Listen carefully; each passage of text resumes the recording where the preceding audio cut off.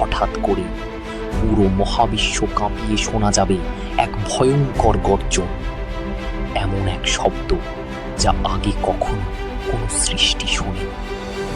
এটা হবে হযরত ইসরাফিল আলাইহিস সালামের সিংগায় প্রথম ফুঁক। সেই এক ফুঁকের সাথে সাথেই দুনিয়ার সমস্ত নিয়ম ভেঙে পড়বে। মনে হবে যেন পুরো আকাশ কেঁপে উঠেছে। মানুষ আতঙ্কে স্থির থাকতে পারবে না। এটা কোনো সিনেমা নয়, কোনো কল্পকাহিনীও নয়। এটাই সেই কঠিন সত্য যার কথা আল্লাহ তাআলা কুরআনে বারবার স্মরণ করিয়েছেন। এটাই কিয়ামতের সূচনা। আজকের এই আলোচনায় আমরা জানব সেই ভয়ঙ্কর দিনের ধাপে ধাপে ঘটনা। কিভাবে ধ্বংস হবে পৃথিবী, কিভাবে শেষ হবে মানব জাতির জীবন, আর কিভাবে আবার সবাইকে জীবিত করা হবে। তাই মন দিয়ে শুনুন আর নিজেকে প্রশ্ন করুন, আমি কি সেই দিনের জন্য প্রস্তুত? সেদিন মানুষ থাকবে একদম স্বাভাবিক অবস্থায়। সেদিনের সকালটা হয়তো আজকের মতোই হবে, শান্ত, স্বাভাবিক, ব্যস্ততায় ভরা একটা সকাল। মানুষ ছুটে চলবে নিজের কাজ নিয়ে। কেউ বাজারে ব্যবসা করছে, কেউ অফিসে যাওয়ার প্রস্তুতি নিচ্ছে, কেউ পরিবার নিয়ে হাসি খুশি সময় কাটাচ্ছে, কেউ নতুন বাড়ির স্বপ্ন দেখছে, আবার কেউ ভবিষ্যতের পরিকল্পনায় ব্যস্ত। কিন্তু কেউ জানবে না এই পৃথিবীর সময় প্রায় শেষ হয়ে এসেছে। কেউ হয়তো খাবার খাচ্ছে, কেউ ব্যবসার হিসাব করছে, কেউ সন্তানকে নিয়ে খেলছে, কেউ বুঝতেই পারবে না এটাই তার জীবনের শেষ মুহূর্ত। ঠিক তখনই আল্লাহর হুকুমে হযরত ইসরাফিল আলাইহিস সালাম সিংগায় প্রথম ফুঁক দেবে। এটিকে বলা হয় আতঙ্কের ফুঁক। সেই শব্দ এতটাই ভয়াবহ হবে যে মানুষের হৃদয় কেঁপে উঠবে। পৃথিবীর ভারসাম্য মুহূর্তের মধ্যে নষ্ট হয়ে যাবে। যে মা সন্তানের প্রতি সীমাহীন মায়া নিয়ে বেঁচেছিল, সেও সেদিন আতঙ্কে নিজের শিশুকে ভুলে যাবে। গর্ভবতী নারীরা ভয়ে কাঁপতে থাকবে। মানুষ দিক বিদিক ছুটবে, কিন্তু কোথাও নিরাপত্তা খুঁজে পাবে না। যে ব্যক্তি মুখে খাবার তুলেছিল, সে আর সেই খাবার শেষ করতে পারবে না। যে ব্যবসায়ী লাভের হিসাব করছিল, সে সব ফেলে পালাবে। সেদিন মানুষের চেহারায় থাকবে শুধু আতঙ্ক, তাদের চোখে থাকবে মৃত্যু ভয়। চারদিকে পশু পাখিরাও অস্থির হয়ে উঠবে। হিংস্র জন্তুরা শহরের দিকে দৌড়ে আসবে। কিন্তু আশ্চর্যের বিষয়, সেদিন বাঘও কাউকে আক্রমণ করবে না, কারণ সৃষ্টির প্রতিটি প্রাণী বুঝে যাবে শেষ সময় চলে এসেছে। মানুষ যখন আকাশের দিকে তাকাবে, তারা দেখবে আকাশ ফেটে যাচ্ছে, রং বদলে যাচ্ছে চারদিকে। মনে হবে আকাশ পৃথিবীর ওপর ভেঙে পড়বে। তারপর পাহাড়গুলো নড়তে শুরু করবে। যে পাহাড়কে মানুষ হাজার বছর ধরে স্থির দেখেছে, সেগুলো ধুলোর মতো উড়ে যাবে।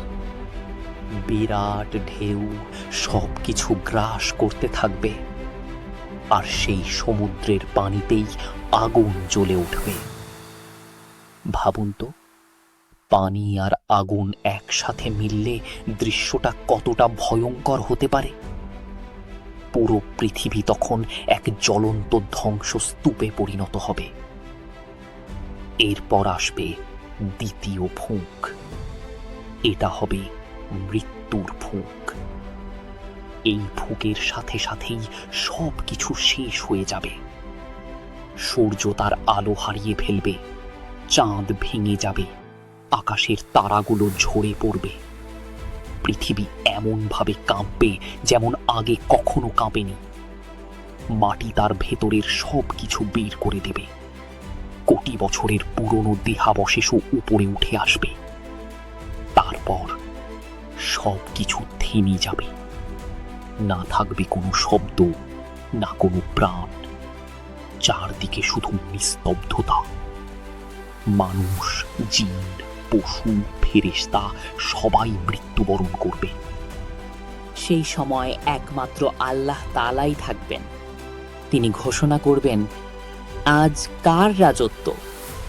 কিন্তু উত্তর দেওয়ার মতো কেউ থাকবে না।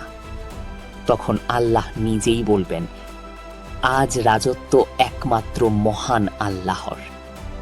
এরপর দীর্ঘ সময় পৃথিবী নিস্তব্ধ থাকবে, না থাকবে জীবন, না কোনো নড়াচড়া।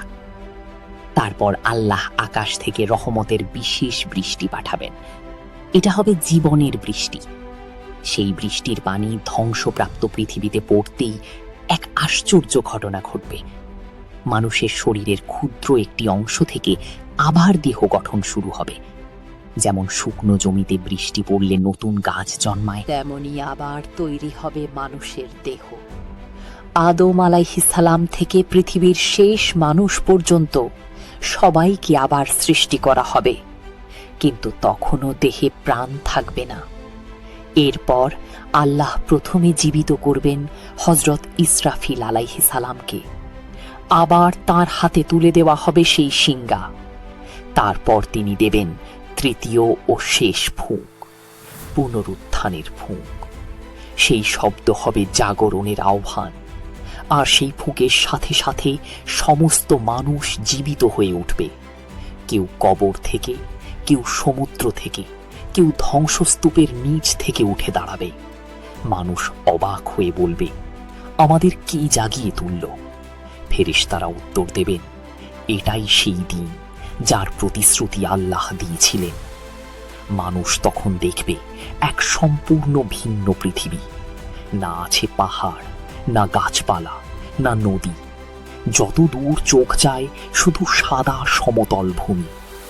সব মানুষকে একত্র করা হবে হাসরের ময়দানে। ধনী গরিব, রাজা প্রজা সবাই একই অবস্থায় দাঁড়াবে। সেদিন সূর্য মাথার খুব কাছে চলে আসবে। প্রচণ্ড গরমে মানুষের শরীর ঘামে ভিজে যাবে। কেউ গোড়ালি পর্যন্ত ঘামে ডুবে থাকবে, কেউ হাঁটু পর্যন্ত, আবার কেউ নিজের ঘামে কষ্টে ডুবে থাকবে। মানুষ আতঙ্কে কাঁপতে থাকবে। প্রত্যেকে শুধু নিজের কথা ভাববে। বাবা সন্তানের কাছ থেকে পালাবে, ভাই ভাইকে ভুলে যাবে, বন্ধুত্ব সম্পর্ক সব শেষ হয়ে যাবে। সেদিন মানুষ শুধু বলবে, আমার কি হবে? দীর্ঘ অপেক্ষার পর মানুষ নবীদের কাছে যাবে সুপারিশের জন্য। তারা চাইবে আল্লাহ যেন বিচার শুরু করেন। এরপর শুরু হবে চূড়ান্ত হিসাব। কারো আমল তাকে জান্নাতের পথে নিয়ে যাবে, আবার কারো পাপ তাকে কঠিন শাস্তির দিকে ঠেলে দেবে। তাই আজই সময় আছে নিজেকে বদলে নেওয়ার, কারণ কিয়ামতের দিন হঠাৎ করেই চলে আসবে। সেদিন টাকা পয়সা, ক্ষমতা বা পরিচয় কিছুই কাজে আসবে না। কাজে আসবে শুধু ঈমান আর ভালো আমল। আল্লাহ আমাদের সবাইকে সেই কঠিন দিনের ভয়াবহতা থেকে রক্ষা করুন।